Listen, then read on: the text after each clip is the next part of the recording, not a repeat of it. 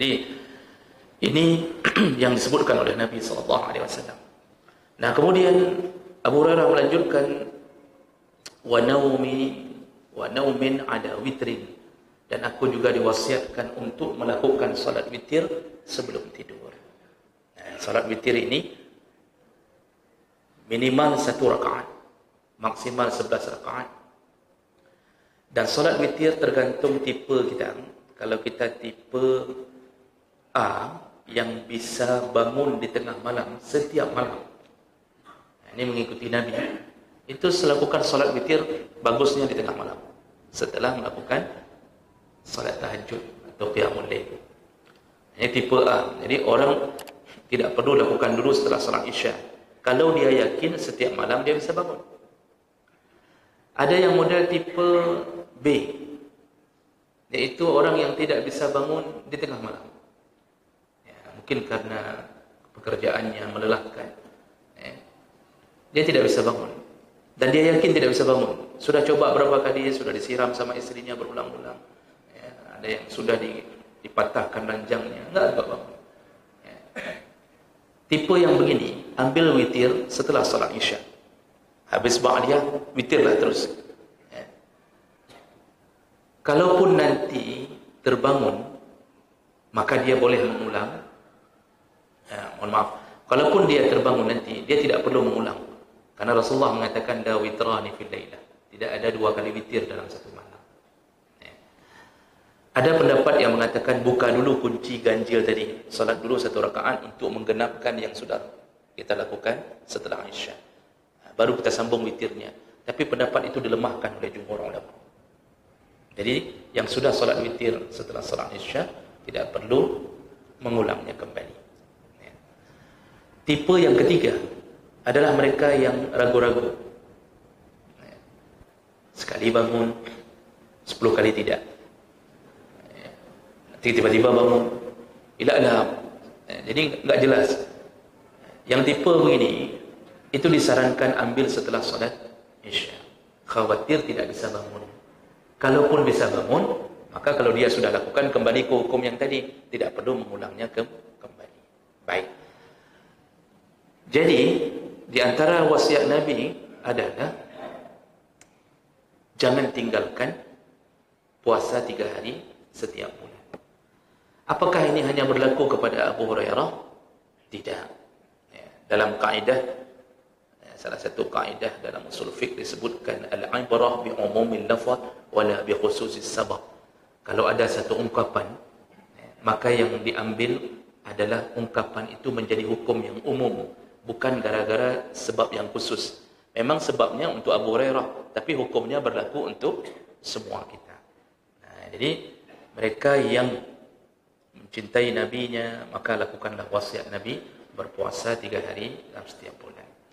Dalam hadis yang lain, Abu Dzar radhiyallahu anhu berkata bahwa Rasulullah pernah berkata kepadanya, "Ya Abu Dzar, wahai Abu Dzar, idza sumta minasy-syahri 3 ayyam fasum." Wahai Abu Dzar, kalau engkau ingin berpuasa 3 hari dalam setiap bulan, maka pilihlah puasa 13 wa 14 wa 15. Seandainya engkau ingin puasa 3 hari dalam setiap bulan, maka puasalah di 13, 14 dan 15. Baik. Itu berarti ada wasiat khusus dari Nabi untuk melakukan puasa Ayyamul Bid, atau 3 hari dalam setiap bulan. Kemudian fadilah yang ketiga, orang-orang yang sering istiqamah melakukan puasa 3 hari dalam setiap bulan, maka diberikan pahala oleh Allah seperti pahala puasa setahun. Kalau tiap bulan dia lakukan, walaupun cuma 3 hari, tapi pahala puasanya seperti pahala puasa setahun. Dan ini berdasarkan hadis dari Jarir bin Abdullah radhiyallahu anhu qala Rasulullah sallallahu alaihi wasallam, siyamu 3 ayyam min kulli syahr siyamud dahr. Kata Rasulullah, puasa 3 hari di setiap bulan, maka nilainya sama dengan siyamud dahr, sama dengan orang berpuasa setahun. Wa ayyamul bid sabihata 13 wa 14 wa 15. Dan yang terbaik adalah memilih di ayyamul bid, iaitu 13, 14, 15. Rasulullah ulang lagi dalam hadis ini. Ya. Hadis ini hasan, diriwayatkan oleh An-Nasa'i. Jadi di sini jelas Rasulullah menyebutkan yang puasa setiap bulan 3 hari dapat pahala puasa setahun. Dan ini didukung oleh hadis yang lain dari Ibnu Milhan Al-Qaisi. Dia berkata, kana Rasulullah sallallahu alaihi wasallam ya'muruna an nasum al-bait 13 wa 14 wa 15.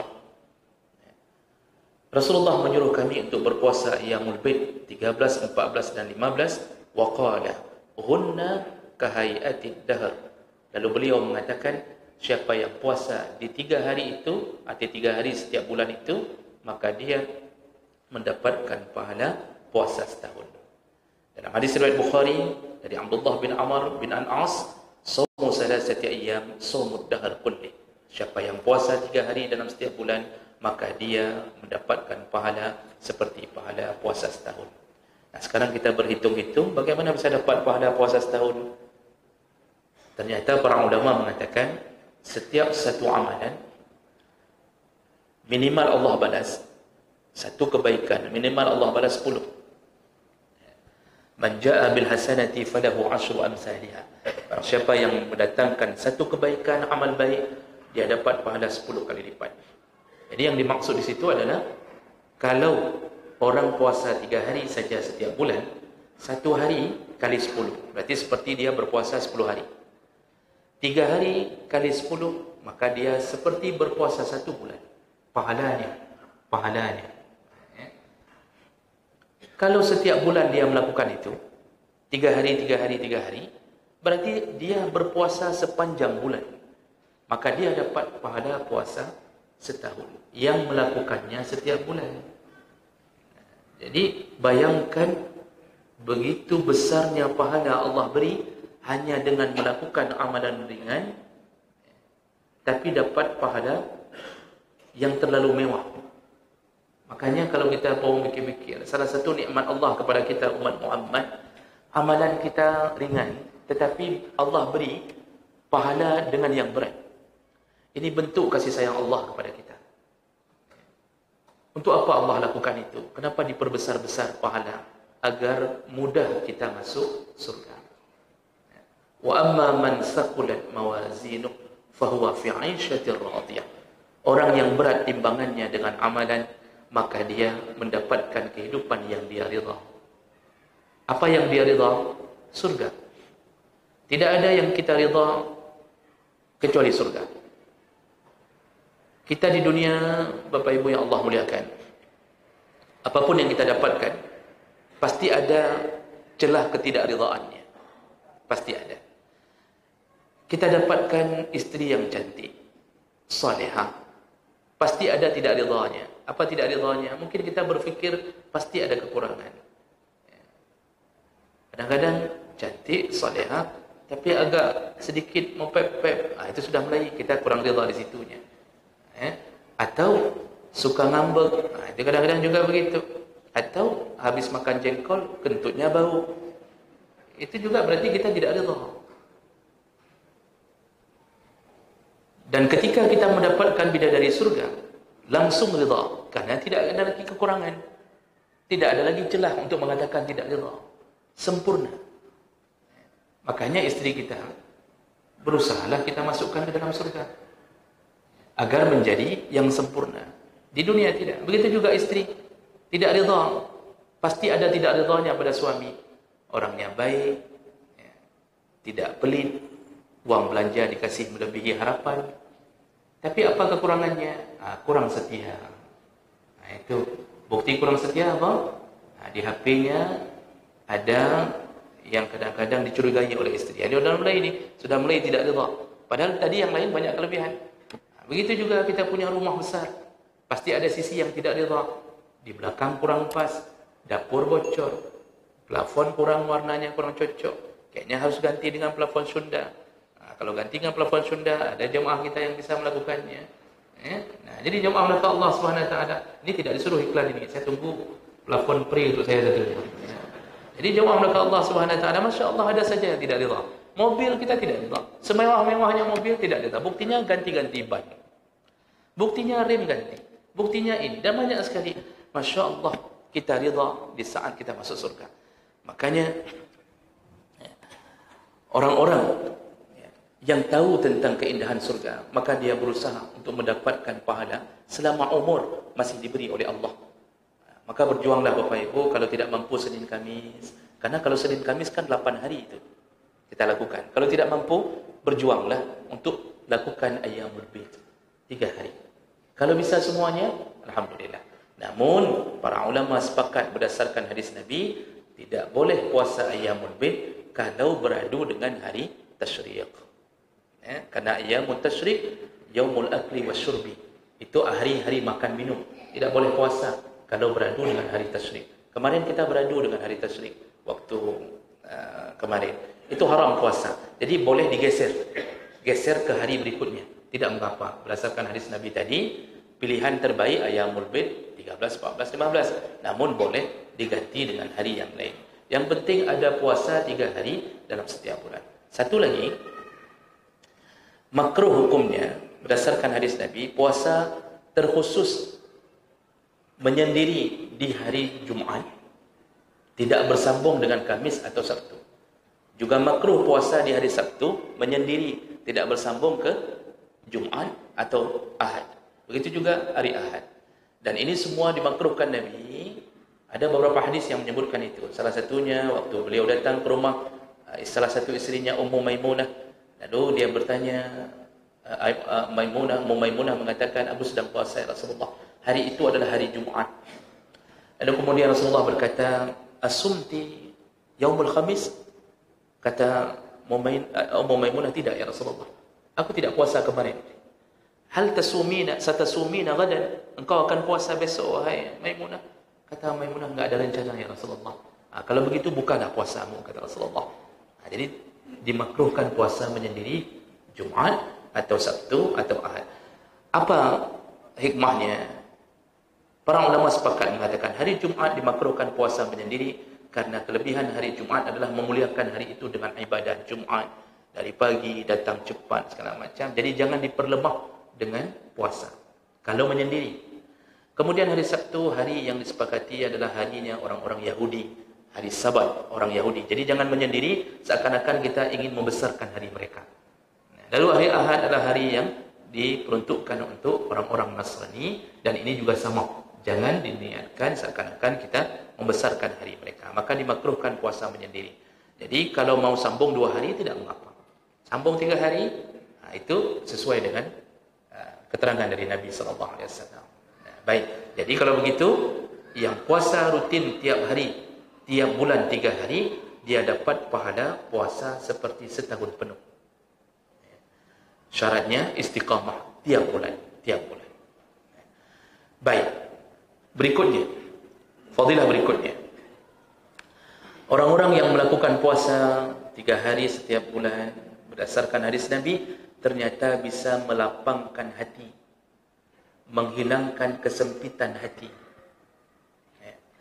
Dan ini diambil dari hadis riwayat Ahmad, Nasai, Ibnu Abi Syaibah dengan sanad yang sahih. Dari Ammar bin Shurahbil radhiyallahu anhu qala Nabi sallallahu alaihi wasallam, Rasulullah pernah berkata, "Ala ukhbirukum bima yuzhibu bihi wa harra sadr?" Kata Rasulullah, maukah kutunjukkan kepada kalian apa yang bisa membuat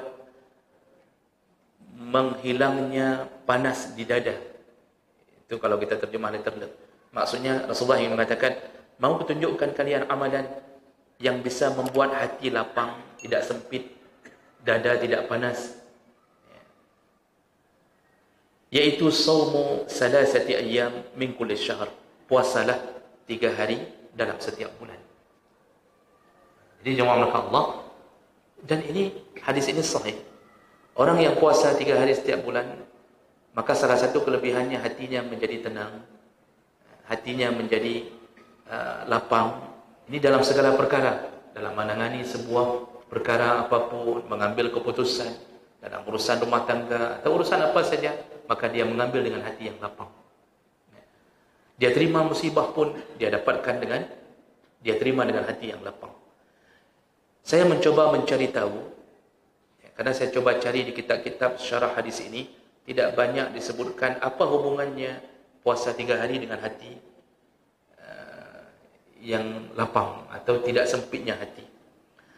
Wallahu alam, saya dapatkan salah satu artikel yang menyebutkan tadi pilihan orang Islam disuruh puasa terbaik 3 hari itu adalah Ayyamul Bid, 13, 14, 15, dan hari itu hari di mana bulan purnama.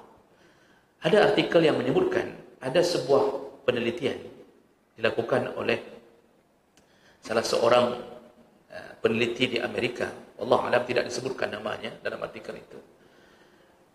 Jadi disebutkan bahawa ketika sedang terjadi bulan purnama, bulan mendekat ke bumi sehingga menimbulkan efek gravitasi lebih kuat. Lalu akibatnya timbul pasangnya air.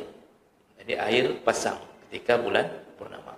Dan ketika diteliti ternyata efek gravitasi yang kuat itu bukan hanya berefek pada air. Jadi bukan hanya terjadi pasang, juga berefek kepada makhluk. Emosional makhluk itu lebih kuat ketika hari-hari di purnama. Makanya ada filem-filem yang mitos itu menggambarkan kejadian-kejadian terjadi di bulan purnama. Ritual-ritual masa lalu itu ada yang menunggu bulan purnama melakukan ritual mistik. Makhluk jadi-jadian, ini cerita mitos Pak. Makhluk jadi-jadian dalam cerita-cerita mitos itu terjadi, berubah menjadi serigala, berubah jadi Dracula. Itu terjadi di bulan purnama. Ini mitos Pak. Tapi kenapa pilihan mereka terjadi bulan purnama? Ternyata ada sebuah pemahaman yang disepakati oleh manusia. Purnama membuat emosional itu bertambah. Jadi ada sebuah gejolak hati yang bertambah. Dan ternyata itu diatur dalam Islam. Rasulullah suruh berpuasa untuk menahan semua akibat itu. Supaya hati lebih bijaksana, tetap tenang dalam hari-hari yang memang kadang-kadang dampaknya sedikit lebih mental, sedikit lebih emosional. Maka disuruhlah berpuasa 3 hari di setiap bulan. Wallahu a'lam. Saya juga tidak tahu benar atau tidak, tapi itu yang pernah kita dapatkan. Dan yang terakhir, efek yang terakhir, fadilah puasa di setiap bulan 3 hari, disebutkan bahawa ini baik bagi kesihatan anggota badan. Jadi anggota badan istirahat di 3 hari di saat kita berpuasa. Kata para ahli, orang yang berpuasa di 3 hari itu, yaitu Ayyamul Bid, maka dia telah mengistirahatkan pencernaannya, dia telah melakukan detoksisasi, yaitu proses mengeluarkan racun dari tubuh melalui urin atau kotoran, dan itu bisa didapatkan ketika dia melakukan 3 hari berpuasa di setiap bulan. Maka kita bisa ambil kesimpulan berdasarkan keterangan ahlinya bahawa orang-orang yang berpuasa di 3 hari setiap bulan, insya-Allah hidupnya akan sehat. Hidupnya insya-Allah dalam keadaan segar bugar kalau Allah tidak memberikan ujian yang lain. Namun ada kalanya walaupun kita puasa tapi ada sakit-sakit, itu jangan menyalahkan Allah. Jadi jangan mengatakan bullshit. Apa juga dibilang sehat, puasa sehat, puasa sehat. Saya puasa tiap bulan sakit juga. Saya selalu puasa tapi kok bisa stroke. Nah, itu pahami bahawa Allah kalau sayang kepada hamba, maka Allah menambahkan ujian. Rasulullah mengatakan inna 'azamal jaza' ma'a 'azamil bala. Pahala semakin hebat yang didapatkan disesuaikan dengan sehebat-hebatnya ujian. Makanya jemaah belaka Allah, jangan suuzan kepada Allah kalau masih sakit. Itu tanda Allah sayang kepada kita. Baik, kalau begitu mudah-mudahan kita bisa amalkan, dan insya-Allah di Pertemuan yang akan datang kita akan bahas tentang puasa Tasu'a dan Ashura. Subhanakallahumma bihamdik, asyhadu an la ilaha illa anta, astaghfiruka wa atubu ilaik. Assalamualaikum warahmatullahi wabarakatuh.